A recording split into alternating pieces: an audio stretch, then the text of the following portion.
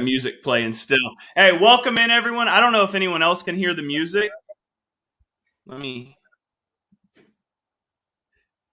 Well, welcome in everyone. Can you hear the music, Tamara? I can't. Oh, there it stopped. I apologize, guys. I had music still playing in my ear. That was a beautiful intro. Oh, I'm getting feedback from something here. I apologize, guys. We'll get this resolved.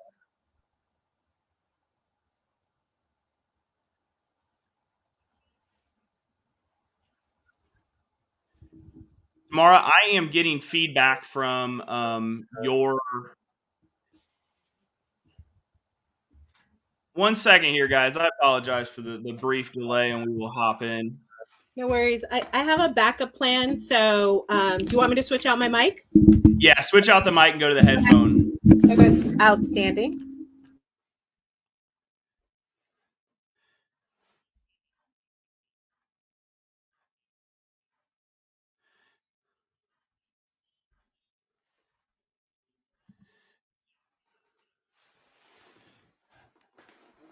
Okay, awesome. I think we are good to go now. Sorry, everyone.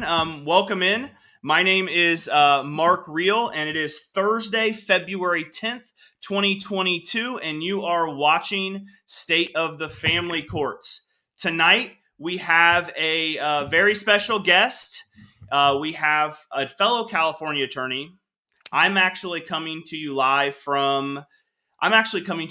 from Indiana. I'm home for a wedding this weekend, but about 50 miles west of where I would normally be, we have California family law attorney Tamara Benefield Faulk.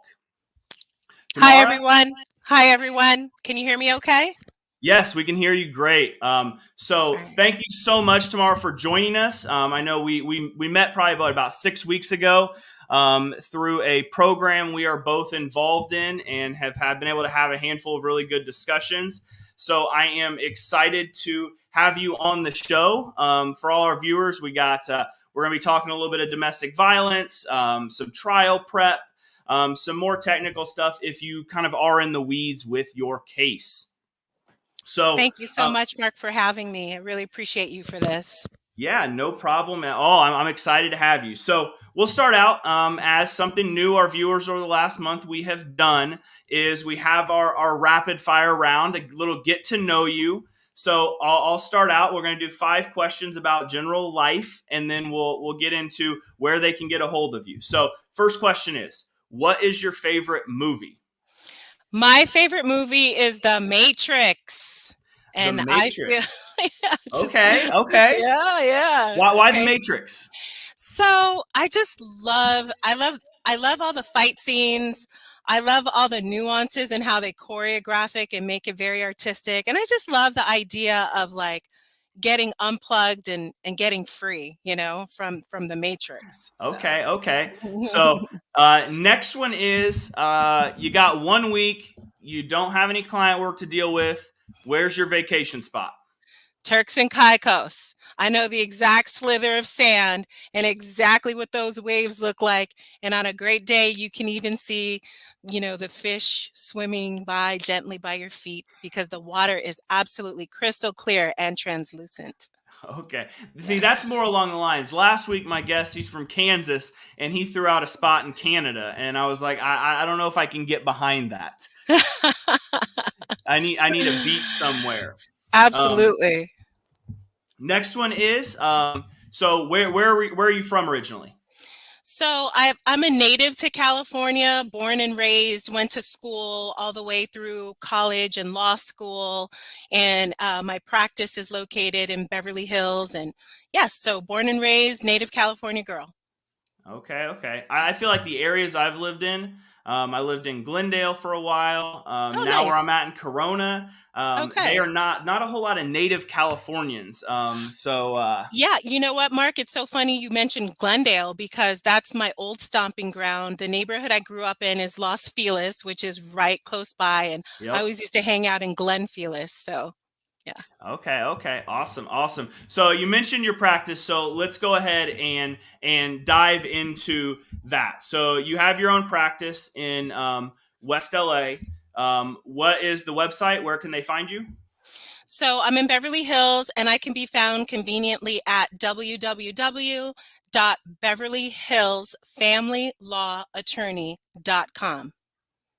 Awesome. And then, are you exclusively in LA, or do you represent outside of LA County? So I do the 7 counties, greater counties in Southern California. So absolutely LA County. I go as far as up north to Santa Barbara, Inland Empire. I take cases all over. And now with virtual appearances and that we're capable of, it's even broadened my horizons a little more. So if you're in California, we can help. You got 2 here tonight for the Yeah, Californians. We're that's going the to talk way. about some non-California. We're going to talk about non-California topics that are going to apply to everyone. But you do Right. have 2 California attorneys on tonight. Yeah. So last one there is, you have it in your name tag there. Your social handle. What sites can they find you on social media? Absolutely. So I'm on Instagram. My business page can be found at Tamara Benefield, just like you see it on the screen, at Tamara Benefield ESQ, through Instagram. Facebook is Benefield and Faulk LLP. And right now, if you Google my name, you'll see a bunch of different other ways you can see me. Awesome. Thank you for that. Viewers, go give her a follow. I know she's going to be pumping out a lot of really good content in the very, very near future. So we'll go ahead and we'll jump right into some topics tonight. And despite the fact that I'm on here every single week, one of the things I guess you could say, neglect is kind of what the experience and what the beginnings of an experience in California family courts are. So here's my question to you. So individual, most of our viewers are going to be fathers here. So I'll say, father walks into your office and he's unmarried, has a young child. What are the first things you tell him, and what are his experiences like in the beginning stages of going through California family courts? Yeah, thank you. That's a great question, Mark. So I think that through the perspective of a father with a young child, the first thing you experience is just the magnitude of your own situation and how difficult it is to identify how to navigate the court process. And I think for most people, they kind of stumble around and they're looking at an upcoming hearing date. And you've gotten that far. Maybe you've managed to work with a paralegal and download some forms on your own. But it gets to a point for most of the fathers coming into my office where they realize what's at stake. And what's at stake is at least the temporary orders going forward to either establish legal and physical custody, to establish visitation, to establish the right to be a parent. And I think that there's a fear factor. I feel like my clients come in like just so worried and overburdened and fearing that their relationship with their child is at stake. And I get that. I completely get that as a mom. I get that as a former single parent. Just the horror of trying to find your way in terms of identifying what do you do. So I think if the fathers actually come into my office, that's a great starting point. I don't think you navigate these courts without an attorney. We can talk a little bit later about with you, Mark, about ways to do that successfully. But I think that what I share with them is my own experience. So I was once that person who needed representation and realized that the procedural complexity was just above my ability at the time. You know, the vastness of the family court. I mean, in California, you're dealing with literally, if not the largest, one of the top 3 largest courts in the entire United States of America, on the basis of, state funding and how many people are just being serviced and processed through the courts. And you just realize, you know what, I don't want to be lost in this process. I need somebody who cares. I need somebody who knows the name of my child when I call, who knows the name of my child in court. And I want someone who knows what they're doing and cares about my life and the future of my relationship with my child. So that's what I talk about with them. Yeah, you made a point that made me chuckle because I had an individual who I just spoke with today, and I actually met him in court, and he was represented at the time in court. And his complaint was his attorney showed up and didn't know his name or called him by the wrong name. So it can be a very big and a very important decision. I think you made a really good point in talking about a lot of dads come in scared, and I think a lot of our viewers, it's that they're a good chance they've been involved in the system. May have been chewed up and spit back out. But if you're a dad here watching and you're concerned, and the big one I see is moms make threats of I'm going to you're not going to see the child. You're going to have to pay me all your money. You're going to have to do all these things. And the first thing I tell clients is that's not the case. I mean, I'm not going to. I've been practicing for a relative short period of time compared to a lot of my peers. But you talk to someone who's been around, and I don't know if you're familiar with David Pissar. I've had him on before. He's out in your neck of the woods, and now compared to 20 years ago, as crazy as it sounds, is very dad friendly.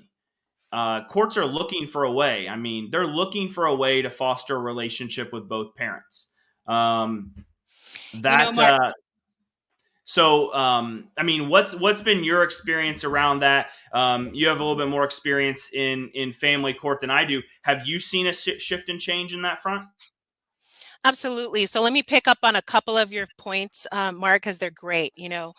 Having a great relationship with an attorney is so important. And so if someone's dropping the ball in the name of your child in court, that's a huge red flag. One of the things I like is when clients bring in photos. It's not only a source of evidence for the case that they've met the child and have spent time and held the child out as their own, but also humanizes what could otherwise be a file, right? I try not to take on too many cases where, I can't learn about who my client actually is as a person and his connection to the child. And it just really helps when you have that picture, with the father and child together, because, I think that's what it's all about. Let me zoom out a bit to answer your question, Mark. Absolutely. I think courts are attuned to just how difficult it is, especially for pro-pers to represent themselves. So if they come in with an attorney, it lets the court know, look, I know this is really serious. I don't want to drop any balls. I want someone who speaks your language, Judge. And I think that the courts are extremely sensitized to how important it is to establish the father-child relationship early on. Because one of the dynamics you get to experience, and I'm a 20+ year practitioner, is the loss of the parent-child relationship. And that can happen not because he doesn't care, not because he isn't fully committed and invested in the child's life, but because he has been literally isolated, alienated, cut off, and somehow through not having representation, fell through the cracks of the system. And that can happen.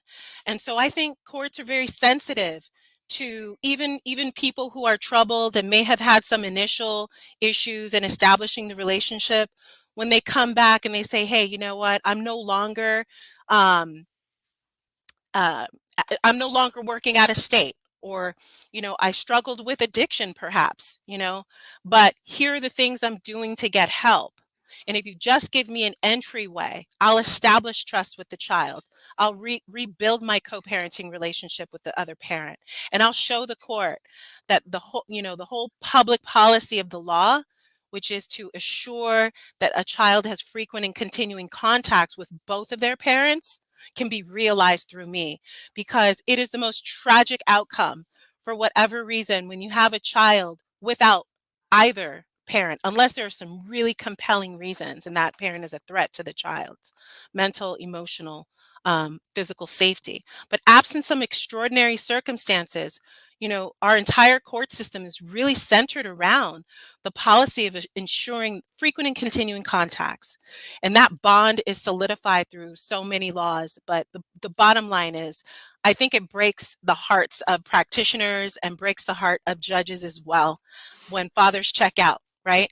And you see that dynamic, where it's like there's just been so many barriers to accessing their child. So many times mom didn't show up, so many court hearings asking, begging for visitation, and they fall through the cracks and they check out. So it almost becomes a self-fulfilling prophecy. So please, fathers, don't ever give up on your relationship with the child. There is a way, and your presence in that child's life can mean a world full of difference for their life trajectory and their outcomes. And professionals in the business, we know that.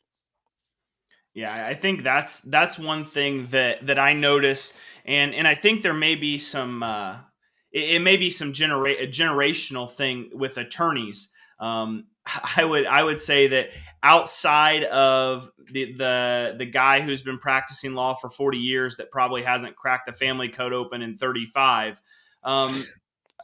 What happens when attorneys conversate is a lot of times productive, in terms of I don't know many attorneys who are going to go in with a straight face and say, hey, there should be zero contact. It happens far too frequently, but it's I hate to say it, but I'll say it. Some of our peers, I think, they'll sell any bill of goods to any human to get them to sign on the dotted line and pay them money.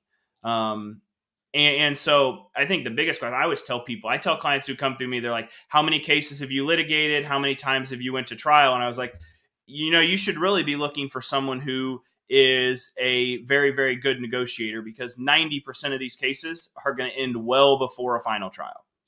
Absolutely. And we know that statistically is true. And I think having an attorney is where negotiations begin, because if you find yourself as a pro per trying to pick up and negotiate with an attorney, um, that would be the equivalent of a patient who needs a triple bypass trying to call a specialist who works for the person trying to prevent the triple bypass and asking them for medical advice and trying to figure out why their own triple bypass surgery isn't going well. In other words, you need someone who understands the law, who gives you a buffer, because you also don't want to say the wrong things to the wrong person, because that could get documented and make it its way into court.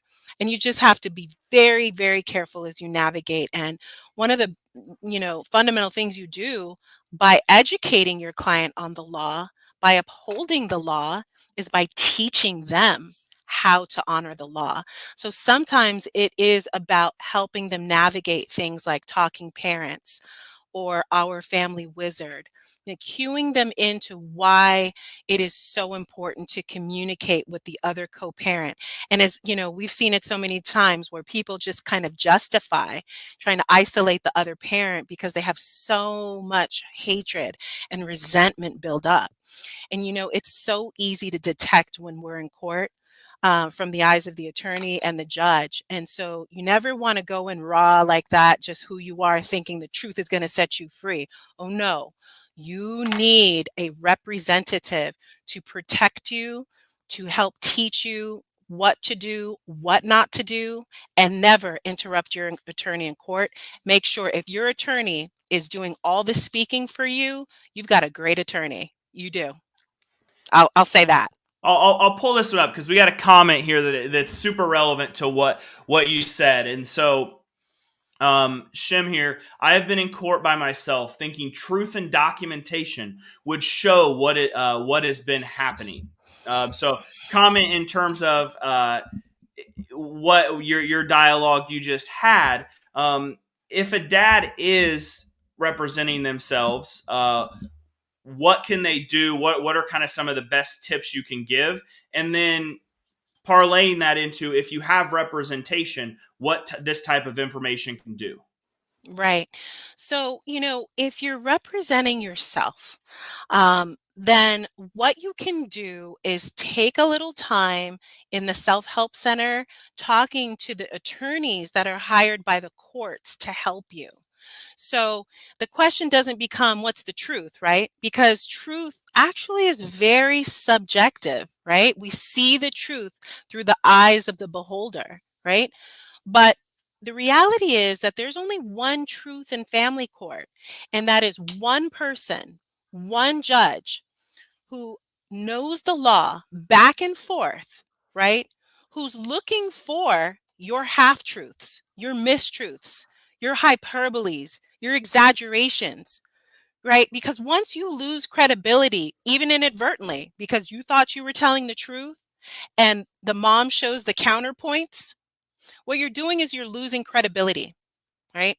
And because you're pro per and representing yourself and thinking the truth shall set you free, you're talking way too much. You're trying to show way too much, and it's probably not in the right words, because words matter in court to establish certain like causes of action, certain statutes we're using to determine the best interests of the child. So, take a step back, right? And realize if you're doing this yourself, you're in danger. Okay. If there's no other capability, and we'll talk about other options because this can't be true, but if there's no other possibility, right, for you to represent yourself, what you need to do is laser focus, meaning you've got to compartmentalize your interests and focus on the best interests of the child, not how you feel, right? But through the perspective of how do we ensure that this child has the best life outcome. So, because that's what the judge is focusing on. Who has health insurance? Who takes the child to school, right? Who's getting therapy when the child shows distress over the prolonged parental conflict? Who's getting the IEPs done and communicating with the teachers? Meaning laser focused on the best interests of the child. And that might mean you do something that's contrary to everything you feel. Because one of the big things that people miss when they're in court representing themselves is that the purpose of telling your story in court is not to punish the other parent. It's not a reward punishment system. A lot of people do a lot of things wrong as a parent, and they're forgiven, and you see things move right on by. So maybe you have to consider, what should I do to change the outcome here? And maybe that involves me getting some parenting classes, me getting some therapy because I don't like the way this person did me wrong in the relationship. Maybe I need to focus on my own self-help, how to forgive, so that I can rebuild proper, civil, respectful, child-focused communication with the other parent. That's the perspective that a judge is having. Who's dysfunctioning? Who's centered on the child? And what's the truth about how this child is feeling and thinking and experiencing life with these two people? Yeah, that's a lot of gold right there, for all of our viewers there. So now we'll kind of move on. Tamara and I, we picked out a couple of topics that we want to discuss, and like I said, we're both in California, but this is kind of going to be in general, and these are some of the biggest issues we see men face. So the first question, the first topic we'll move into is domestic violence.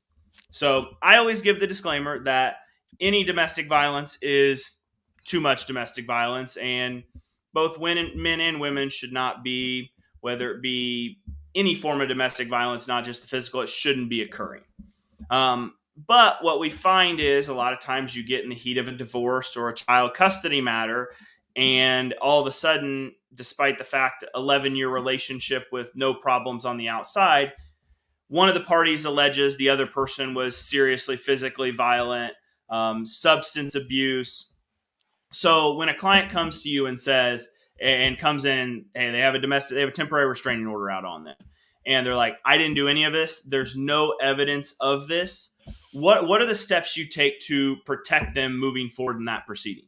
Okay, so first thing about the educational piece with the client, and I want to send out a public service announcement right now. The law has evolved to a point where domestic violence can be repetitive phone calls. Domestic violence can be coercive control, isolating someone from the family bank accounts, cutting off credit cards so that they can't leave, finding out where the woman's shelter is and showing up. Coercive control, okay? It can be emotional and psychological. A lot of things are happening just in human behavior right now. So, in the last 2 years in the pandemic, we've seen a deterioration in a lot of relationships, right? Kids aren't going to school, teachers aren't reporting um, issues of abuse to DCFS. Um, parents, married parents are fighting, right? Unmarried parents are fighting. People are under an enormous amount of stress because of these large factors in society, right? Losing your job, facing an eviction, um, dealing with sickness, not having health insurance, or maybe dealing with any combination of those factors with health insurance and with a job. But the point is, Mark, we're seeing a breakdown, right? In relationships. And there has been a sharp increase in domestic violence. Ask any 911 operator, right? Um, ask people in the emergency room. You're also seeing murders and homicides go up. So you're seeing that, from the extreme aspects where just people already prone to violence, just, ramping up, but you're also seeing a unique category of conflict. And that is people who would otherwise be getting along, going to school, going to work, coming back home, functioning in their relationships, who are not prone to violence, not violent people, have no propensity, no background for violence, and they're getting accused of domestic violence. And those temporary restraining orders, listen, courts are extremely sensitive to the fact that they're being misused to circumvent a regularly noticed custody action, right? But on the other hand, you have to be aware of the kinds of behavior that can trip you up. So one of the first things you have to do when you as a person are in the court system is you've got to check yourself before you wreck yourself. And what that might mean is, what am I saying on social media and how could that be perceived by the other parent? I won a whole case just on social media postings, and they were basically veiled threats to the other parent. Okay. What am I saying in my text messages to this parent? How often am I calling? Now, if you're cursing at a parent, red flag, right? Because now you're in the space of a temporary order could be issued against you. And it sounds bizarre, right? Because people do it all the time. They cuss each other out, right?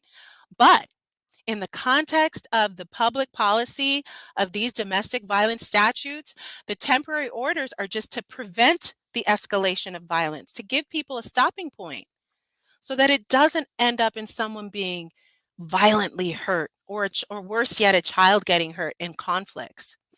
So we're seeing people who are like, normally peaceful and functioning, catching a case. And that is a real public policy problem, and we're dealing with it. Like our phones are ringing, the courts are flooded, people are starting to get back into court and doing their filings. And Mark, one of the first things I screen for is, what are the types of allegations? Because if you're in the land of these people are under extraordinary stress, they just need to break up, have a cooling off period, and then reestablish civil, respectful boundaries, then maybe what we should just do is have a temporary order in place, but continue to go into court to modify and increase visitation and physical custody until we achieve parity, right? Yeah. Like it was before we started dealing with COVID and job loss and all these factors. So a lot of times it's just about really advocating for your client, like telling the court that, the relationship with the child is so solid. We should just keep these two apart, but not penalize the parent, or worse yet, punish the child and have them suffer the loss of the relationship. But it's very dangerous times, and people have got to be extremely careful what they're saying, what they're posting, what they're doing, and how they're treating the other parent to their child, because you can catch a case right now, as you know, I don't want to say by looking at the other person the wrong way, because that would be overstating the case, but for things that you just would otherwise not be doing, were you not under so much social, emotional, psychological, and economic stress. So these are things we have to consider as advocates. Yeah, and I think that's a really good point. I had a few weeks ago Dr. Robert Simon, who is one of the foremost, we'll call it foremost experts and expert witnesses in the space, and he talked about that. He testifies a lot that of these domestic incidents, and I'll touch on that because I have my opinion on those as well. But he takes a look at it, and he looks at it and he'll tell a judge, okay, based on this may fit the definition of domestic violence. I call it, like, you have the mean text domestic violence restraining orders. Reality. I've had guys come to me and it's literally based on, some of them aren't even mean text, but they shouldn't have been sending the texts. Sure. And I see a lot of that. Yeah. And he explained it. He's like, I want to explain to the judge of, okay, this was domestic violence in definition, but the only reason it happened was because this relationship was deteriorating, and there's zero risk of domestic violence moving forward. And the public in general doesn't understand what a domestic violence restraining order is, and it can create this stigma around this person that has very, very detrimental impact on their personal and professional lives. So I think that's one thing that I took from a couple of weeks ago from the interview. It's in terms of educating the judge, telling them, hey, I mean, this was something, this couple obviously doesn't get along. There's a reason why after 10 years of marriage, they're getting a divorce. There's a reason after 3 years of dating and 2 kids, they're separating and we're in this spot for child custody. There's no risk moving forward, but there needs to be that cooling off period. Right. And so ideally you want, if you did something that, technically trips you up with the court, you might consider doing exactly what you said. So distilled, you take responsibility, you change the narrative, you create a path forward. But it's an extremely useful technique, right, to work with the other side to extend the stay away orders, meaning we're not going to talk, but change the custody visitation orders to create a path forward.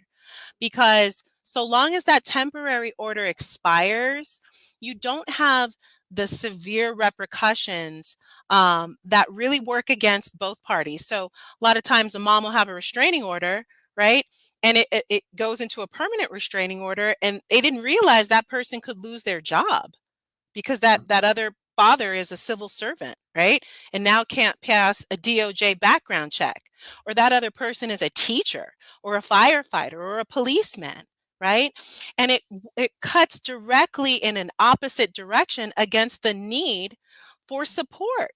Because if that other person loses their economic viability, gets terminated, worse yet, can't find a job, can't re-enter into their market, guess what that means for child support?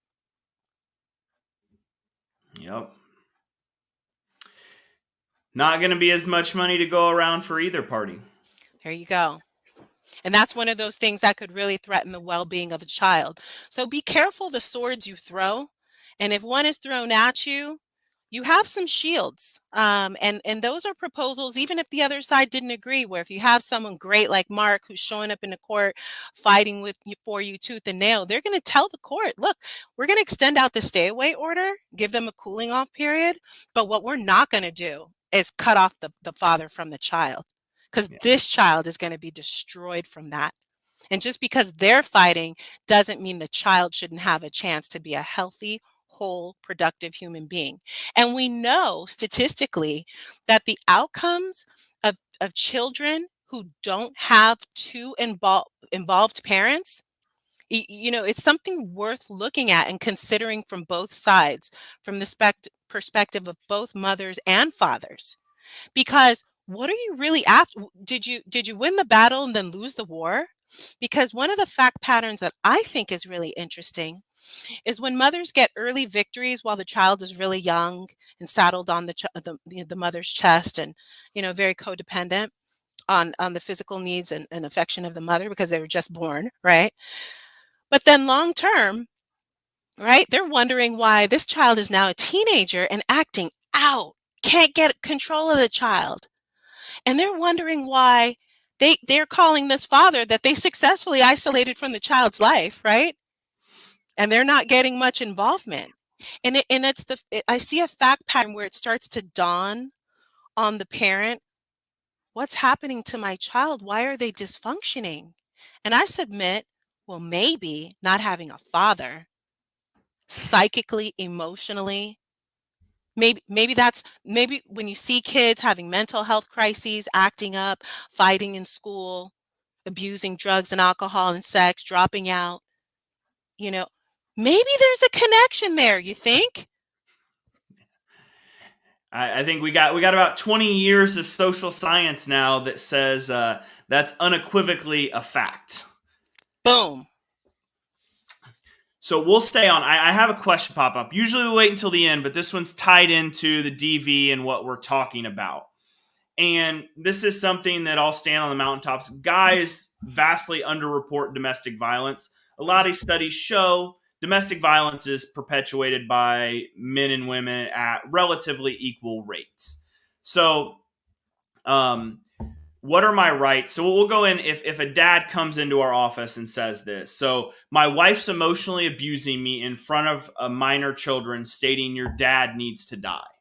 Let's go ahead. Go ahead. I'll let you hop in on that.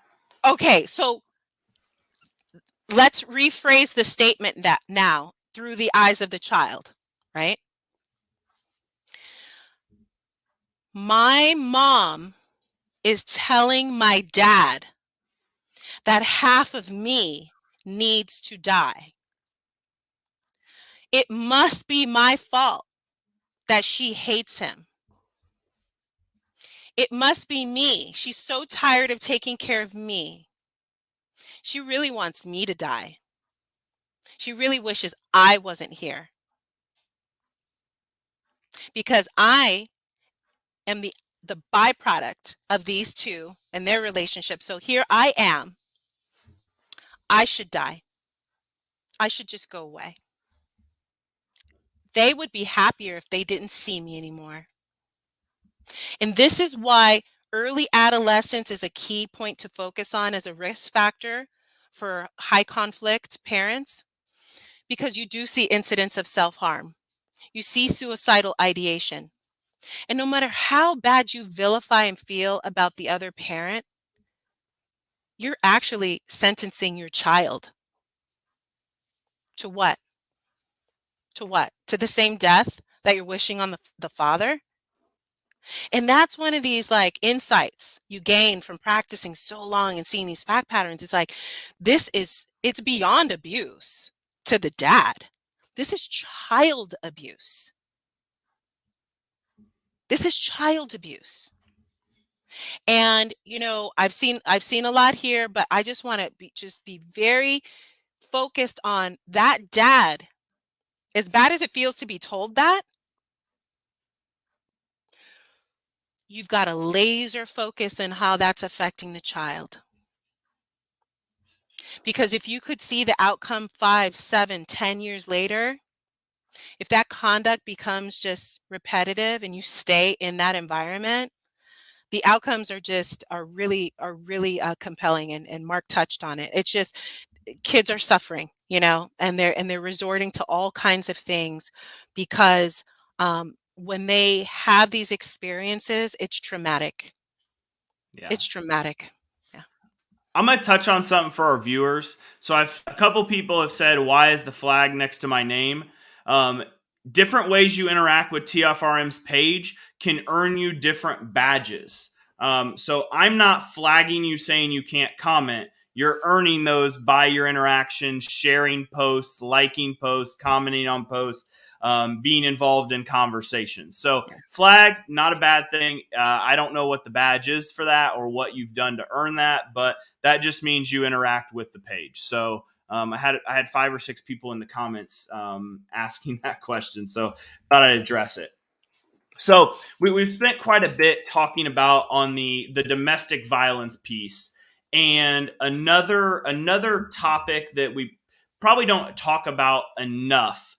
And Shem, I think it was earlier, kind of touched on all the documentation that he had done, and it wasn't effective. So only about 1 in every 10 family law cases statistically ever make it to a final trial. I think that's probably wildly overstated to begin with. So if you're in a case, we both have plenty of cases where we know, hey, eventually this one's going to end in a trial. It may be a year from now, it may be 2 years from now, but we're going to be in court on a trial. What can a dad do?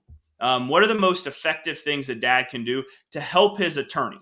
Because I always tell dads, I could work on your case 40 hours a week for the next 8 weeks, and you would still know 20 times the information about your case. So you're in a case, you've probably been involved in it for, let's say, a year, or maybe it's one of them, they come to you and say, hey, I got a trial setting conference next week, I need representation.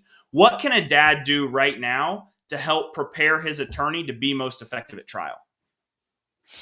So I think that's a really great question because it goes to the attorney-client relationship, right? And you have to understand that, you don't ask an accountant to do your taxes by sending them a shoebox of receipts. That's a highly ineffective way, right? You don't send 30 emails, right, with different little pieces of evidence, right? I think one thing you can do to successfully work with your attorney to prepare for trial is dedicate one afternoon in the conference room, hopefully in person, right? Spread out all the pieces of the puzzle that you think are important and let your attorney take the top 3 pieces of evidence for each claim you have. Child support, whether it's defense or you're owed it. Custody, separate that. Legal custody, top 3 pieces of evidence. Because what you find after doing this so long is that, a lot of things that the client thinks are relevant, like every little data point, every little possible piece of information, don't turn out to be relevant to the legal issues before the court. So just take one afternoon, okay, or a couple of hours with your attorney. Take all these pieces and just say, what are the top 3 key pieces of evidence that you think are relevant to prove up my right to have joint legal and physical custody or sole legal and physical custody, because that happens too, right? What are the game changers here, right? So what do I need to prove up my claim to establish my bond, to establish my rights here? And then looking at it from the perspective of trial, there's also just a very limited number of pieces of evidence that you're going to need to poke holes in the story of the other side. So we call it rebuttal evidence, but really what you're trying to do is attack the credibility of the other side. They're lying because Exhibit A, right? Took him to the doctor, took him to school, sign-in sheet, right? They're lying because here's the check I wrote, right? For Pampers, milk, right? Here's my police report when I went to the police station to pick up my kid and she didn't show up. There's very limited pieces of evidence that actually become relevant. So I would become laser focused if I were a client and try to understand the trial through the mind of an attorney talking to a judge. So that goes with acknowledging that not everything I think is important is true. We are constrained through time. Hearings, you get about 15 minutes. That's both sides combined. That's how much the court allocates to your case on a regularly noticed hearing. You can get into longer procedures. But at trial, you're still confined by a slot. And so usually you're talking about 3 to 4 hours for both sides to present their cases. Most people can't afford more than that because trial is so expensive.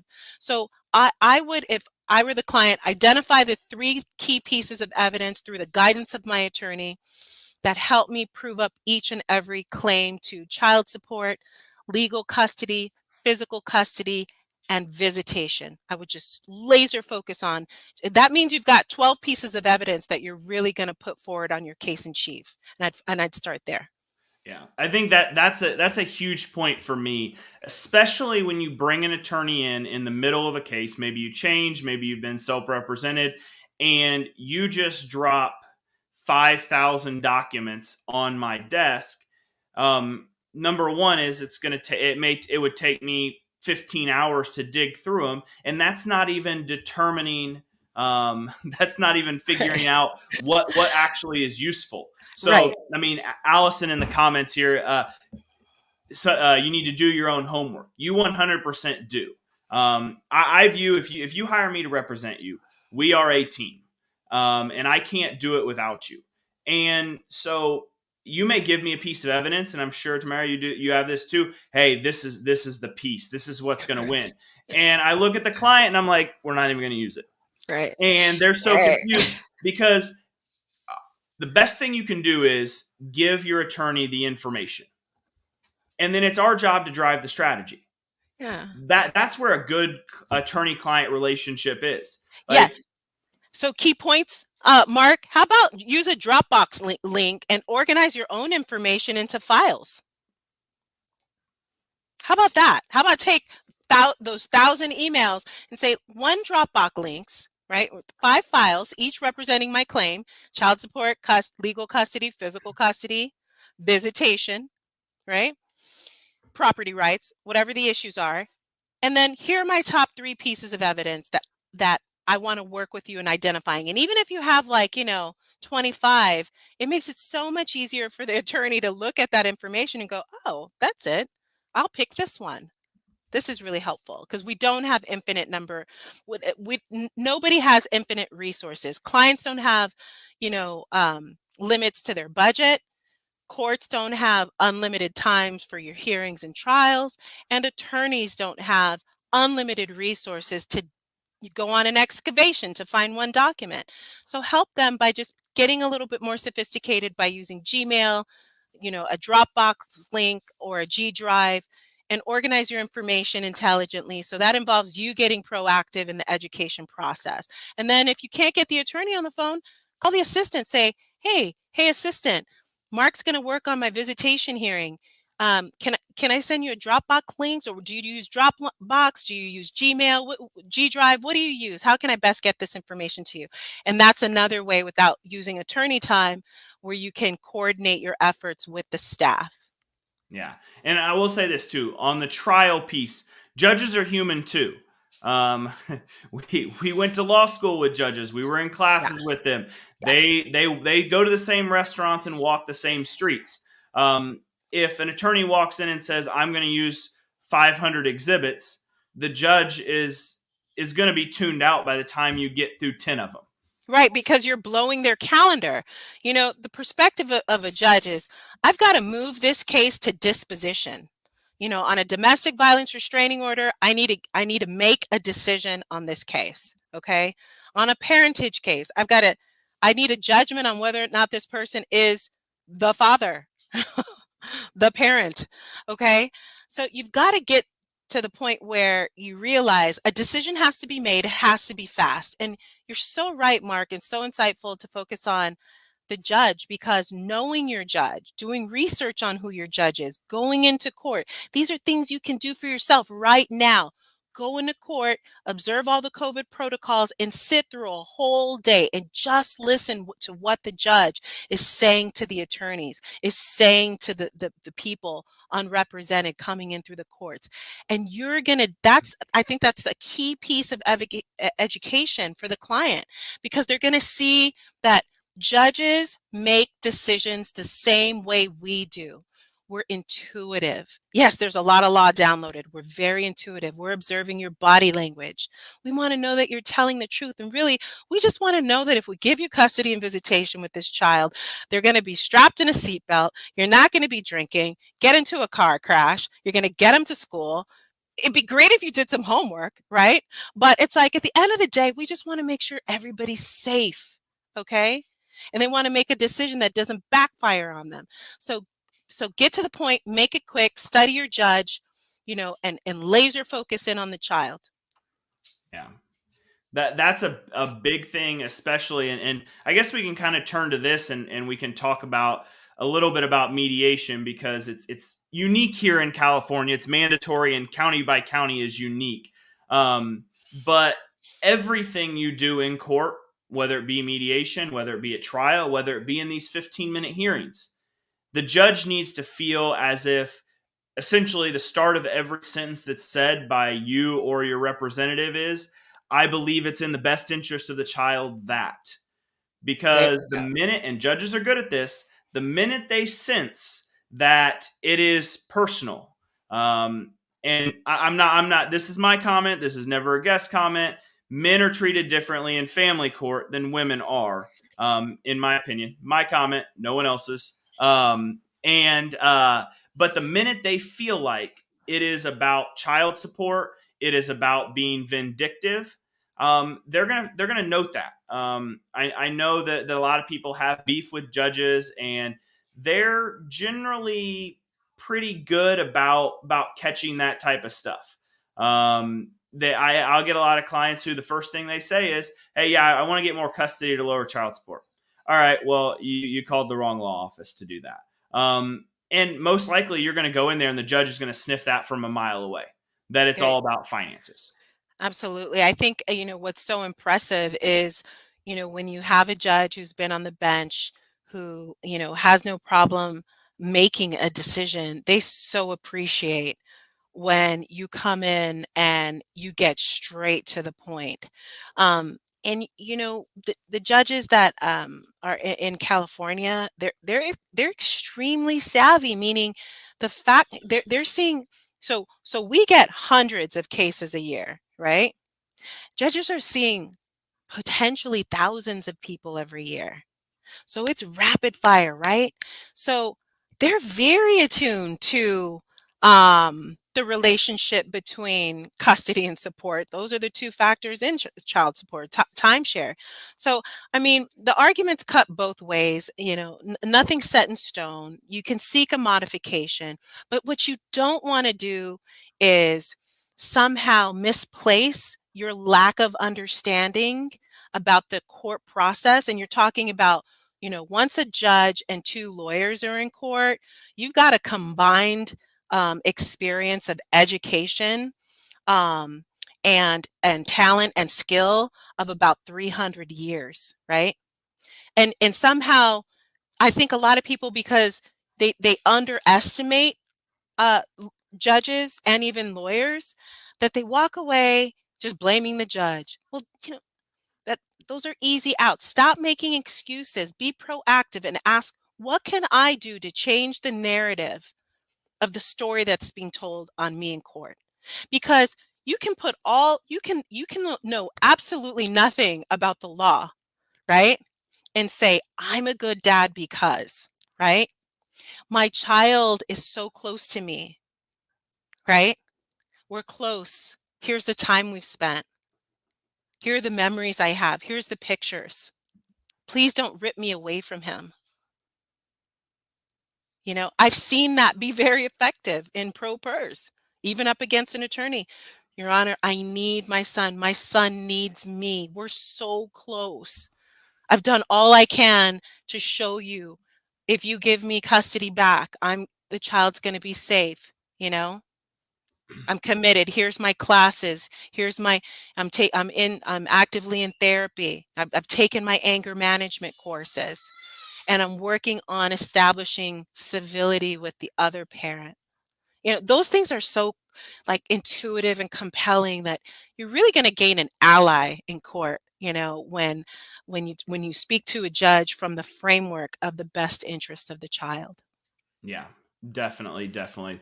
So I think we got time. We'll take two questions here. I gotta give a couple people shout outs that are being active in the comments. Alice, it looks like from the comments you're based in Michigan. John Nichols, so John, Brian, there's a handful. You guys are doing phenomenal work with the legislature up there. I think that in the next couple of years, you guys are going to be one of the states that's going to get 50 presumption of 50-50 custody. So thank you for watching. Thank you for commenting. And I see your comment in here. Yeah, the father's rights movement's position is pro presumption of 50-50 custody, just like in Arkansas and Kentucky they have. So that is a position of the father's rights movement. Let me dig through here. I know we had a couple really good questions.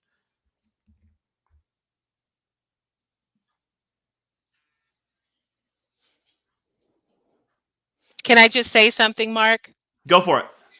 So every state is different. Every county within the state is different.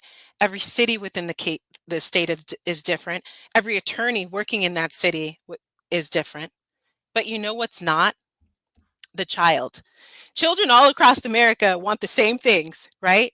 And judges all across America want the same things for that child. And so while I personally don't have any ideological like I represent both men and women, okay? And people of all different persuasions who identify differently in terms of their gender, which makes it interesting in terms of the father-mother framework. You know, the point is that children, they need to be safe, they need to be provided for. You know, don't make excuses for paying support. You know, don't alienate the father, don't alienate the mother, work on your communication skills. That's something I see is true of all parents, both men and women. Most parents need therapy, even if it's just because, listen, it's hard to be a parent and there's no manual. You don't want your manual to be the family code necessarily because you're going to be unhappy. Yeah. Just learn to be a good parent. Join a parent group, right? When you take them to soccer, get a couple parents, hey, let's meet up for coffee and go from soccer to the park to Disneyland.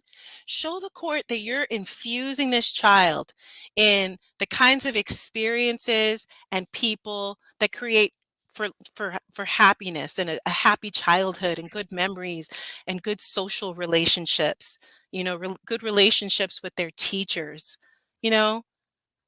Be proactive about scheduling medical appointments. This is something that's true all across America, right? And something everybody can do to be a better parent. You see the child going wrong, think about it like, that's not normal. Maybe I need to go get a diagnostic here and tune into my child's mental health and stop demonizing the other parent, but really laser focus in on what's happening to my child here and why, and how can I, you know, create a better path for them forward, you know. And I think I respect and applaud you, Mark, for the work you're doing, because advocacy on broad-based levels and awareness about the importance of a father's right to be in a child's life, it's long overdue. It just had to happen.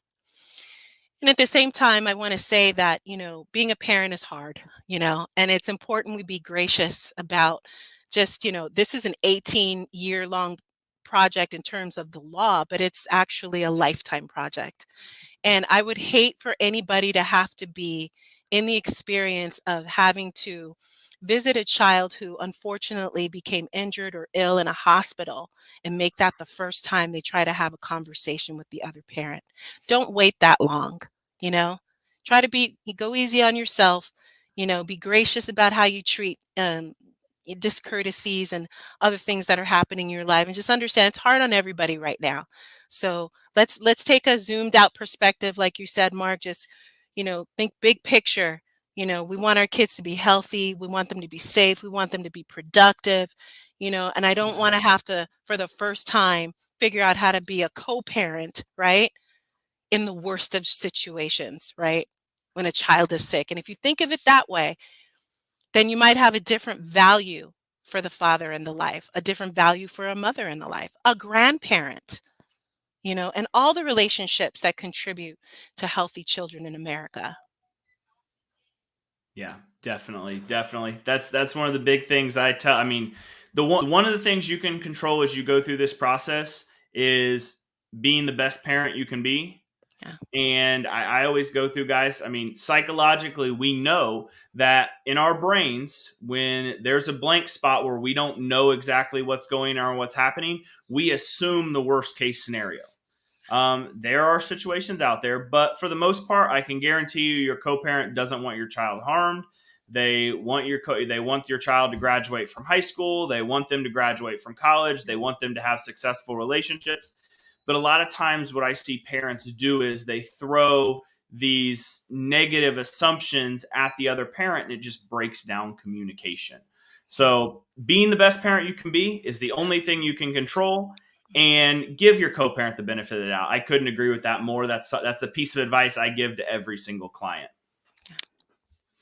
So we got one more question here. I think this is an interesting one and a good one to cover because California is a bit unique on this one given our laws. But I want to touch on Jose here. My ex called CPS on me for socially drinking around my kids. Now I'm losing my case when she got arrested for assault. So I want to roll it back to the first half of it because I think this brings up an interesting case. We have weed being legal here in California. It's still federally illegal or federally regulated. But what's your advice for dads? This is a question I get a lot around socially drinking, or here in the state of California, social usage of marijuana. My advice would be to consider the risks and detriment that could potentially be happening to your case if what you think is social drinking or the social use of marijuana becomes characterized as addiction, right? One of the unique issues that I see, and it's actually on my plate right now, is that when a parent is addicted, they don't actually know. I've got a guy driving down the wrong side of the street in Las Vegas. All right. Do you think he thinks of himself as an alcoholic? Right? No. Because, to say I'm a social drinker is a way of separating out your good character and your good identity from some habits that may tend to jeopardize your child's safety. So one thing you can do is not drink in the 20 or use drugs, even if they're legal in your state, in the 24 hours prior to your visitation time. What does that do? It keeps everybody safe, including yourself, right? Because a lot of people are getting into car accidents because they're driving while they're high, right? So don't make excuses. Be honest with yourself about what you're doing and just try to create healthy parameters. Now, the fact pattern you gave, sir, is interesting to me because you said, and now I'm losing my case. Well, guess what? When DCFS is involved, there's a high likelihood that everything you say against the other parent, right, is being characterized against you. So mom says you're a social drinker in front of the child.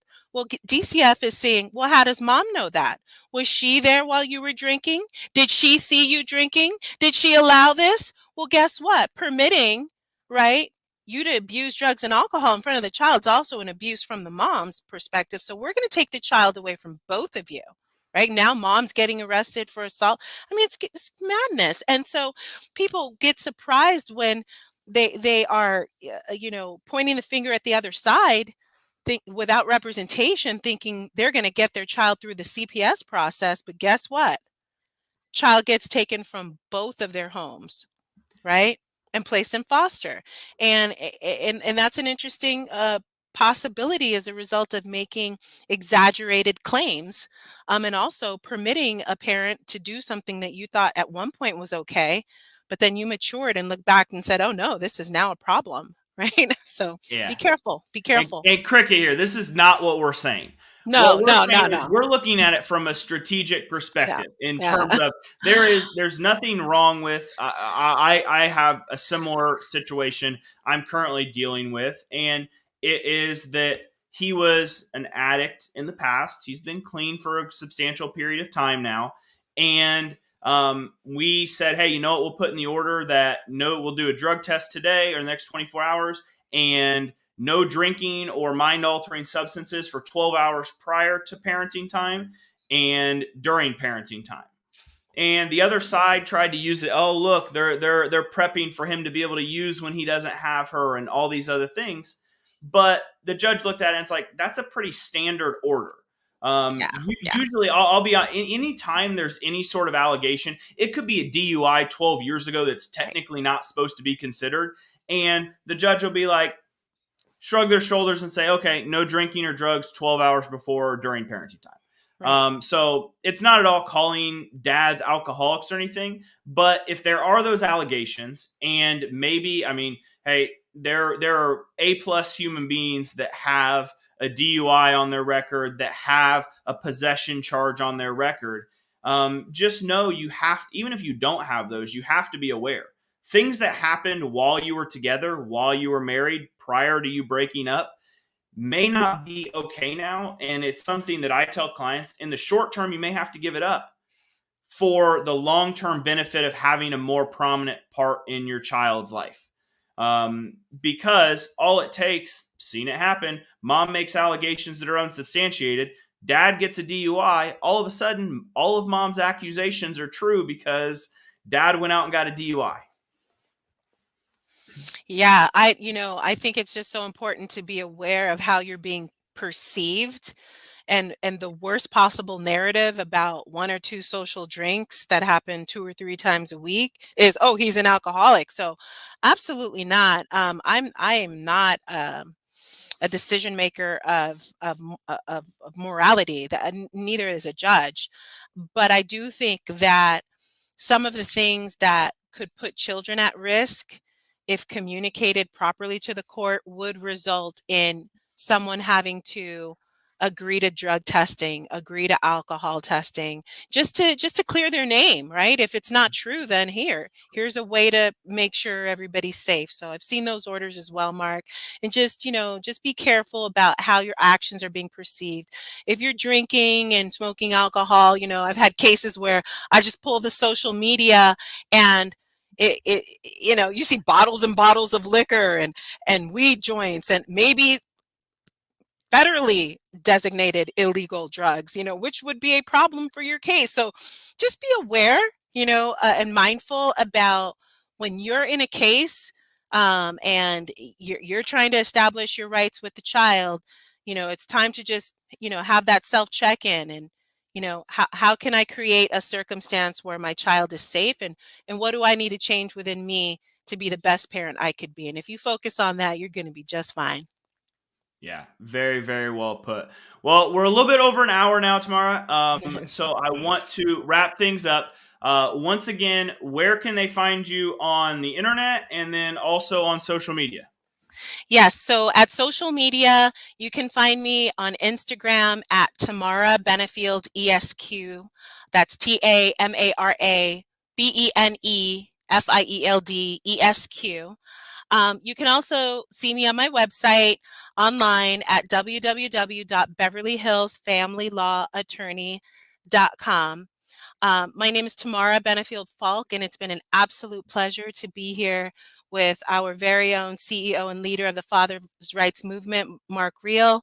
And it's just a pleasure to hear the comments and see the interaction with the audience. And I look forward to engaging with you all in the future. Awesome. Thank you so much. For all of our viewers, we will be back next week. I will be live from Lakeland, Florida. Are you going to be in Lakeland next week or no? I'm trying, Mark. I'm Trying. working Okay. on it. I'm going to be live with, all right, it may not be live. It may be tape recorded next week, but we have Georgia attorney, Atlanta area attorney, Ed Hecht will be on the show next week, and we'll be doing that in Lakeland, Florida. So for everyone that's watching, thank you so much for the support, and we will see everyone next week.